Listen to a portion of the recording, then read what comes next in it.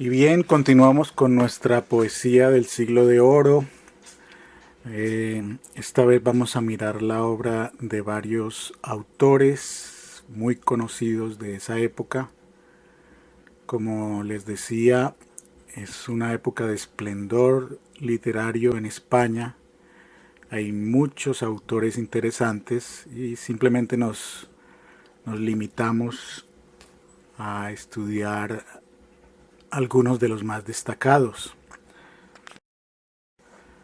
En nuestra charla pasada habíamos leído este poema de Luis de Góngora, al que de manera equivocada le atribuí el título de Vida retirada. A veces se nos confunden los títulos, los temas de los poemas. Realmente muchos de estos poemas que estudiamos no tenían realmente un título. Incluso hoy en día muchos poetas no ponen título a sus poemas. Y lo que se hace es identificar los poemas, ya sea con un número, como vimos en el caso de Garcilaso de la Vega, eh, o con el primer verso. Entonces realmente este, este poema podría llamarse Ándeme yo caliente, o también suele dársele el título del verso que, que repite. Me refiero a los estribillos, y como el estribillo de este poema de Góngora es "y ríase la gente", podríamos entonces también darle ese título al poema, "y ríase la gente". Bueno, lo cierto es que este poema sí hace un elogio de la vida retirada, de estar lejos de las intrigas, de las sociedades cortesanas, de estar libres de las pasiones amorosas o de la ambición económica o de la ambición conquistadora. Se hace un elogio de la vida tranquila en el campo. Y ese elogio de la vida tranquila es justo el tema de un poema que sí se conoce como Vida retirada, que es de otro autor muy interesante de la época, de Fray Luis de León, quien además fue un gran traductor de algunos libros de la Biblia. Eso le granjeó problemas. La Biblia era un texto al que generalmente solo accedían los que conocían el latín. No se permitía que las personas comunes leyeran la Biblia o que tuvieran un acceso directo a ella. Y Fray Luis de León hizo unas traducciones muy hermosas de algunos libros de la Biblia, como el Cantar de los Cantares, ese hermoso libro que empieza con esos versos: "Béseme con los besos de su boca", o "que me bese con los besos de su boca". Y tradujo otros más. Estuvo preso, era un profesor de Salamanca, una universidad muy importante en España, y estuvo preso muchos años, fue objeto de grandes persecuciones, y de él es esa famosa expresión cuando regresó después de muchos años a dar sus clases, esa expresión decíamos ayer, es decir, borra con una frase ese agravio que le hicieron metiéndolo a la cárcel. Y no vamos a estudiar con mucho detalle a Fray Luis de León, pero sí me parece muy oportuno que conozcamos este poema tan hermoso que se llama Vida retirada. El tema sigue siendo el mismo: el privilegio que se le da a estar alejado de las intrigas del mundo, de las ambiciones materiales, de las preocupaciones en sociedad. Vamos a leerlo.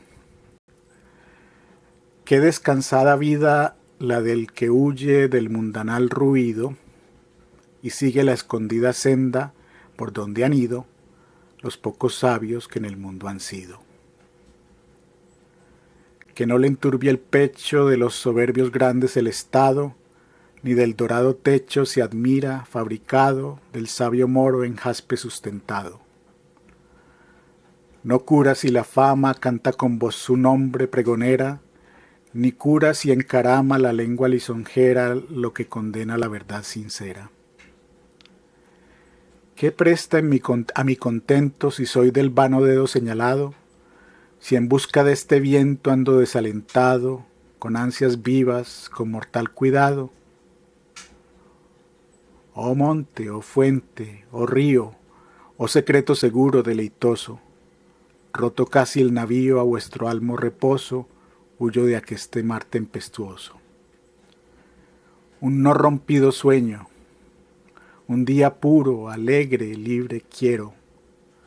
No quiero ver el ceño vanamente severo de a quien la sangre ensalza o el dinero.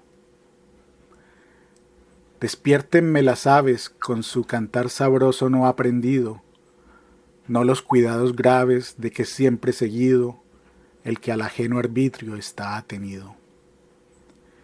Vivir quiero conmigo, gozar quiero del bien que debo al cielo, a solas, sin testigo, libre de amor, de celo, de odio, de esperanzas, de recelo. Del monte en la ladera, por mi mano plantado tengo un huerto, que con la primavera, de bella flor cubierto, ya muestra en esperanza el fruto cierto. Y como codiciosa por ver y acrecentar su hermosura, desde la cumbre airosa una fontana pura, hasta llegar corriendo se apresura. Y luego, sosegada, el paso entre los árboles torciendo, el suelo de pasada de verdura vistiendo, y con diversas flores va esparciendo.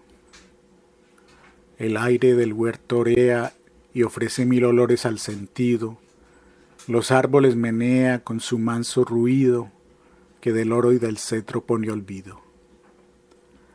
Téngase su tesoro los que de un falso leño se confían, no es mío ver el lloro de los que desconfían, cuando el cierzo y el abrigo porfían. La combatida antena cruje y en ciega noche el claro día se torna, al cielo suena confusa vocería y la mar enriquece en a porfía. A mí una pobrecilla mesa de amable paz bien abastada me basta, y la vajilla de fin oro labrada sea de quien la mar no teme airada. Y mientras miserablemente se están los otros abrazando con sed insaciable, del peligroso mando tendido yo a la sombra esté cantando. A la sombra tendido, de hiedra y lauro eterno coronado, puesto el atento oído al son dulce acordado del plectro sabiamente meneado. Bueno, es claro el sentido de este poema que hemos leído y uno de los aspectos que quizá no se ha considerado de este encierro que estamos viviendo por estos días es curiosamente que la soledad, la vida interior, la vida retirada puede resultar para muchos tan atractiva que el verdadero trauma sea regresar a la vida en sociedad. Y bien, seguimos con otros autores entonces que sí tenemos en el libro, que son parte de nuestro programa de estudio. Y empezamos con un autor muy prolífico, Félix Lope de Vega. Era un gran dramaturgo, gran poeta, era la gran celebridad literaria de finales del siglo XVI y comienzos del XVII. Hasta el punto de que otro autor de su época, que vivió en su época, que fue Miguel de Cervantes, tenía muchos celos del éxito de Lope de Vega. Pensaba que su propia obra en cierto modo era fracasada porque no tenía la aceptación, el éxito popular y público que tuvo Lope de Vega. Era una estrella de rock, era muy conocido y era un hombre además famoso por sus amoríos, por tener muchas historias de amor con diferentes mujeres, incluso con mujeres casadas. De Lope de Vega vamos a ver 3 sonetos, ya sabemos los sonetos con 14 versos, 2 cuartetos, 2 tercetos. Y qué mejor manera de empezar otra vez o de reencontrarnos con los sonetos que con este soneto en el cual Lope de Vega justamente nos habla de la tarea de escribir un soneto. Es como una especie de chiste, es la literatura reflexionando sobre su propio arte. Un soneto me manda a ser violante, que en mi vida me he visto en tanto aprieto. 14 versos dicen que es soneto, burlando van los 3 delante. Yo pensé que no hallara consonante y estoy a la mitad de otro cuarteto, mas si me veo en el primer terceto, no hay cosa en los cuartetos que me espante. Por el primer terceto voy entrando, y parece que entré con pie derecho, pues fin con este verso le voy dando. Ya estoy en el segundo, y aún sospecho que voy los 13 versos acabando, contad si son 14, y está hecho. Es el ingenio. Hay otro autor del siglo XVII, Baltasar Gracián, que justamente escribe todo un tratado sobre el ingenio, sobre esa inteligencia puesta al servicio del lenguaje. Y justamente eso es lo que vemos aquí en este simpático soneto de Lope de Vega, por ejemplo, cuando dice en el segundo cuarteto, y estoy a la mitad de otro cuarteto, literalmente está a la mitad de ese cuarteto. Así, y en el primer terceto dice, por el primer terceto voy entrando, de manera que es ese juego en el cual la escritura se refleja en un espejo, es su propio tema. Es un equivalente a lo que mencionábamos en pintura que hizo Diego Velázquez, cuando el autor, el pintor, forma parte de lo que pinta. Bien, hemos mencionado que Lope de Vega entonces tuvo una vida mundana, que era un hombre enamorado, mujeriego, pero curiosamente también fue un hombre religioso, es decir, después de ser muy fiestero y muy enamorado, al final de su vida se recluye, se dedica a la vida religiosa, y eso lo vemos en la variedad de sus textos literarios. Hay algunos que son sacros o sagrados y hay otros que son más mundanos o humanos, por eso habla de rimas sacras y de rimas humanas. Y este que vamos a leer ahora podríamos considerarlo entonces una especie de rima humana porque estaba un poco basado en la sabiduría popular, en las representaciones muy comunes de las mujeres en esa época. Si ustedes leen literatura desde probablemente el siglo X en adelante, otra vez nos encontramos con aquella época tan importante para la cultura y el arte, no solamente en el sur de Francia, donde nació el amor cortés, sino también en Europa, en España, donde la región de Córdoba era un centro intelectual muy importante y donde se hacían traducciones de los griegos, donde convivían el saber del mundo árabe, del mundo judío y del mundo cristiano. Y en todas esas efervescencias culturales surge, por ejemplo, el culto a la Virgen, pero paralelamente también se va gestando ese temor a la mujer que hace que en algunas ocasiones hayan sido quemadas y consideradas brujas y peligrosas. La mujer siempre ha inspirado gran temor, ha sido demonizada, se le considera mentirosa, tramposa en esta tradición literaria y esas son unas representaciones que han tenido un efecto muy fuerte en épocas posteriores y que solamente se han evaluado y reconsiderado en el siglo XX con la aparición de movimientos que reivindican el papel de la mujer y que restituyen o intentan restituir una posición más equilibrada en relación con los hombres. Este, por ejemplo, es un soneto en el cual Lope de Vega nos retrata los extremos en los que ha sido representada la mujer. Dice, es la mujer del hombre lo más bueno y locura decir que lo más malo. Su vida suele ser y su regalo, su muerte suele ser y su veneno. Cielo a los ojos, cándido y sereno, que muchas veces al infierno igualo, por raro al mundo su valor señalo, por falso al hombre su rigor condeno. Ella nos da su sangre, ella nos cría, no ha hecho el cielo cosa más ingrata, es un ángel y a veces una arpía.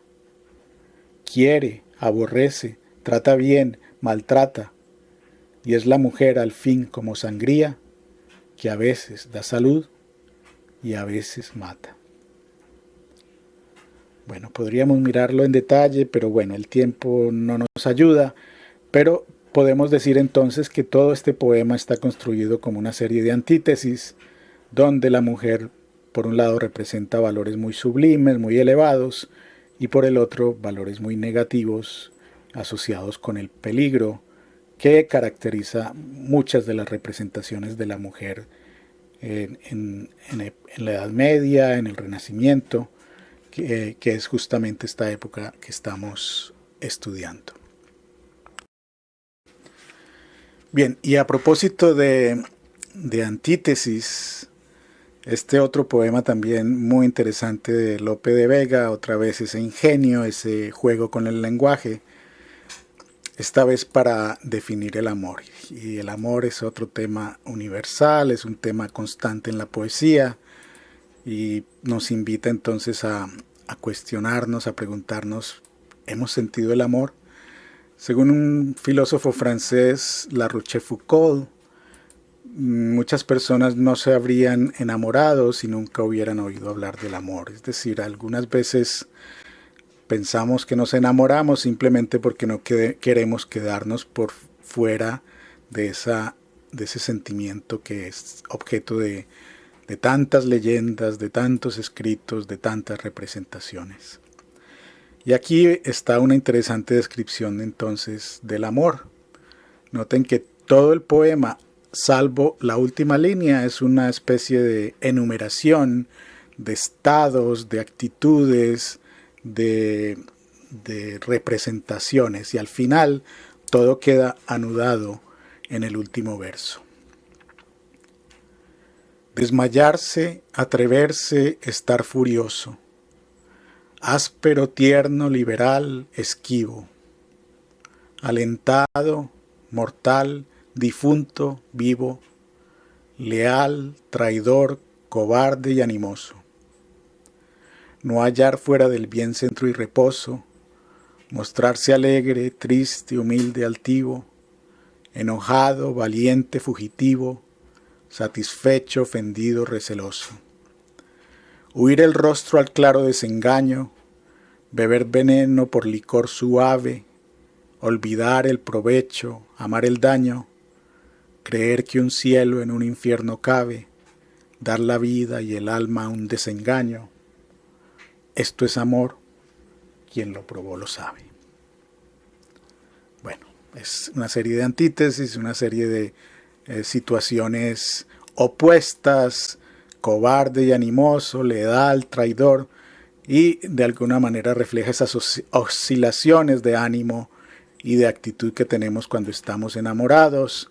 A veces sufrimos porque no nos llega un mensaje, pasamos esos minutos casi que odiando a la persona amada porque no nos escribe, porque no nos responde, y cuando nos escribe y nos responde, entonces volvemos a adorarla. Esos cambios de ánimo, esos cambios de actitud, esa inestabilidad del ánimo que vive quien está enamorado es lo que está representando Lope de Vega en este poema.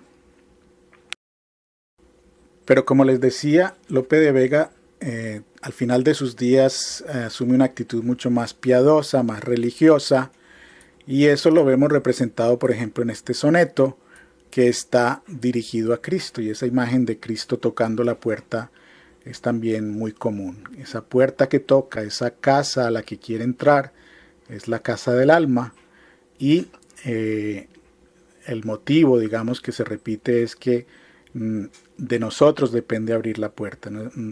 Cristo no entra de manera forzada. Se necesita un gesto de nuestra parte para que Cristo entre en nuestros corazones y en nuestra alma. Y aquí entonces la voz lírica le está hablando a Cristo y le está diciendo: ¿qué tengo yo que mi amistad procuras? ¿Qué interés se te sigue, Jesús mío, que a mi puerta, cubierto de rocío, pasas las noches del invierno oscuras? Oh, cuánto fueron mis entrañas duras, pues no te abrí. Qué extraño desvarío, si de mi ingratitud el hielo frío secó las llagas de tus plantas puras. Cuántas veces el ángel me decía: alma, asómate agora a la ventana, verás con cuánto amor llama y porfía. Y cuántas, hermosura soberana, mañana le abriremos, respondía, para lo mismo responder mañana. Es decir, está hablando de esa época en la cual no escuchaba el llamado, ignoraba, decía: mañana lo haré, otro día lo haré. Recuerda un poco esa frase de San Agustín cuando le decía a Dios: quiero que me conviertas, quiero que hagas de mí una persona de bien, pero todavía no, espera un momento.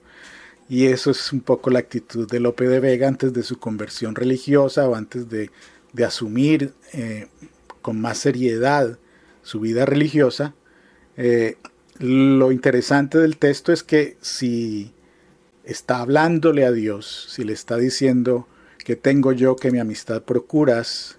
Y si le está dirigiendo todas estas palabras, es porque en el momento en que el poema ocurre, ya el autor ha abierto la puerta. Es el momento de la aceptación y es el momento de preguntarle a Cristo: ¿por qué me buscas? ¿Por qué insististe en que te abriera la puerta? Bueno, y pasamos a otro autor muy interesante del siglo de oro, Francisco de Quevedo. Nació en 1580, murió en 1645. Hemos dejado de lado poetas místicos como Santa Teresa de Ávila, San Juan de la Cruz y Sor Juana Inés de la Cruz. Dedicaré la próxima presentación a ellos. Avanzamos un poco en el tiempo. Y en el caso de Quevedo, pues también es un autor muy conocido, muy brillante, autor de numerosos sonetos, pero también de numerosos textos en prosa. Y de hecho, algunos autores como Borges sostienen que la mejor prosa en lengua castellana la escribió Francisco de Quevedo. Fue autor de obras sobre la picaresca, como La vida del buscón. Fue autor de obras mucho más filosóficas, como Los sueños. Son obras llenas de alegorías, de juegos de palabras, y también entonces allí vemos el ingenio que caracteriza la obra de muchos autores del siglo de oro. Y este primer poema es un poco un poema de tinte erótico, lleno de insinuaciones. Es un poema también, podríamos decir que mundano, y está simplemente contando la historia de un sueño muy apasionado en el que ocurren cosas que normalmente no ocurren en la realidad. Por eso entonces la voz lírica estará diciendo que era un sueño tan agradable que quería quedarse en ese sueño. Leámoslo. Ay, Floralba, soñé que te... ¿Dirélo? Noten que se interrumpe, que no se atreve a decir lo que soñó, que hay una especie de censura. Sí, pues qué sueño fue que te gozaba. Y obviamente gozar se refiere al encuentro amoroso. ¿Y quién, sino un amante que soñaba, juntara tanto infierno a tanto cielo? Otra vez, la antítesis infierno y cielo. ¿Y por qué puede ser infierno y por qué cielo? Pues lo veremos en las próximas estrofas. Mis llamas con tu nieve y con tu hielo. O sea, él está en fuego porque está enamorado, pero la mujer es fría, no responde a su pasión. Mis llamas con tu nieve y con tu hielo, cual suele opuestas flechas de su aljaba, mezclaba amor y honesto las mezclaba con mi adoración en su desvelo. Ese amor, noten que está en mayúscula y está hablando de flechas. Es la representación alegórica de Cupido, y lo que dice es que Cupido entonces unía a los amantes a pesar de que ella no sintiera esa pasión, esa adoración que siente el amante de la voz lírica.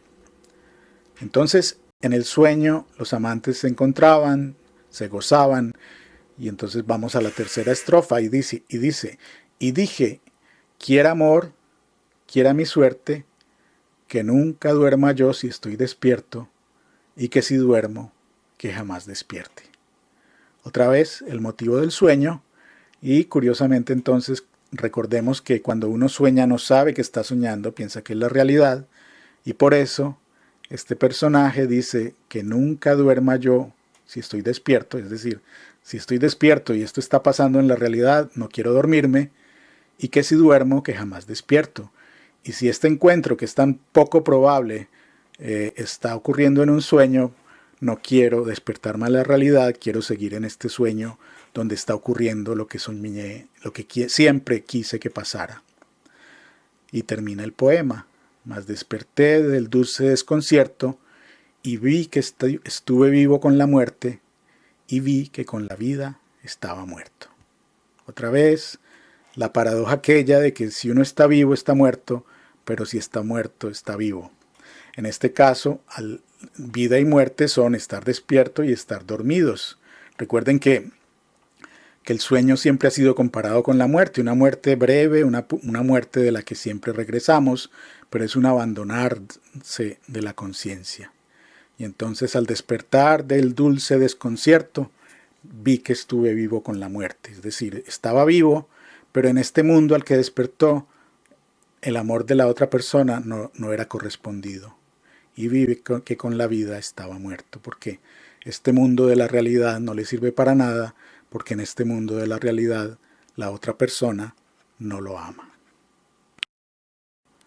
Bien, y terminamos por hoy entonces con otro soneto de Quevedo. Quevedo también tiene unos poemas muy interesantes relativos a la vejez, al paso del tiempo, a la muerte, y este es uno de ellos. Recordemos, los poetas constantemente nos están recordando ese hecho de que la vida es breve, de que es fugaz. Recordemos esos poemas iniciales donde nos decían, coged de vuestra alegre primavera, aprovechar la juventud. Pues aquí está diciéndonos, la vida es muy rápida, se va muy rápido, aunque los años parecen largos, cuando menos lo pensamos nos hemos hecho viejos y nos acercamos a la muerte. Uno de los motivos es, aquí vemos un pañal, antes los pañales eran de tela, era la tela entonces en que se envolvía a los recién nacidos, y la mortaja es la tela o el vestuario que se le pone a la persona que ha muerto. Y uno de los motivos del poema es como la distancia entre los pañales y la mortaja es como un parpadeo, pasa rápidamente. La vida es fugaz, fleeting. Ah, de la vida nadie me responde, aquí de los antaños que he vivido, la fortuna mis tiempos ha mordido, las horas mi locura las esconde. Es decir, todo eso se está desapareciendo, todo lo que vivió, toda la suerte que tuvo, todo eso se ha escapado. Que sin poder saber cómo ni a dónde, la salud y la edad se hayan huido. Ya es un hombre viejo, ya no tiene salud, ya no tiene juventud. Falta la vida, asiste lo vivido, y no hay calamidad que no me ronde. Es decir, ya no está en el centro de la vida, ya no está viviendo cosas emocionantes. Asiste lo vivido quiere decir que todo ya es cosa del pasado. Ayer se fue, mañana no ha llegado. Hoy se está yendo sin parar un punto. Soy un fue y un será y un es cansado. Este es un verso muy famoso de Quevedo. Soy un fue, ese es el pasado, un será, lo que queda por venir, y un es, el presente, cansado. En el hoy y mañana y ayer junto, pañales y mortaja, y he quedado presentes sucesiones de difunto. Ahí está entonces la rapidez con que se nos escapa la vida. Cuando somos jóvenes no pensamos mucho en eso, pero cuando menos lo pensamos ha pasado el tiempo y nos hemos hecho viejos. Ahora, en situaciones como las que vivimos en nuestro tiempo, en estos días propiamente, la conciencia de la muerte se intensifica y nos hace apreciar, valorar mucho más cada instante de vida. Bien, espero poner pronto entonces un video sobre los poetas místicos y sobre Sor Juana Inés de la Cruz. Les vuelvo a recordar, para las presentaciones sobre el autor que les ha sido asignado, sobre un poema de ese autor, analizando la forma del poema, las figuras del lenguaje, los temas, será para el 17 de abril. Por favor, enviarlo antes de la clase. Y el ensayo, que es un trabajo ya más extenso, con otros poemas, con otras fuentes adicionales, será para el 23 de abril.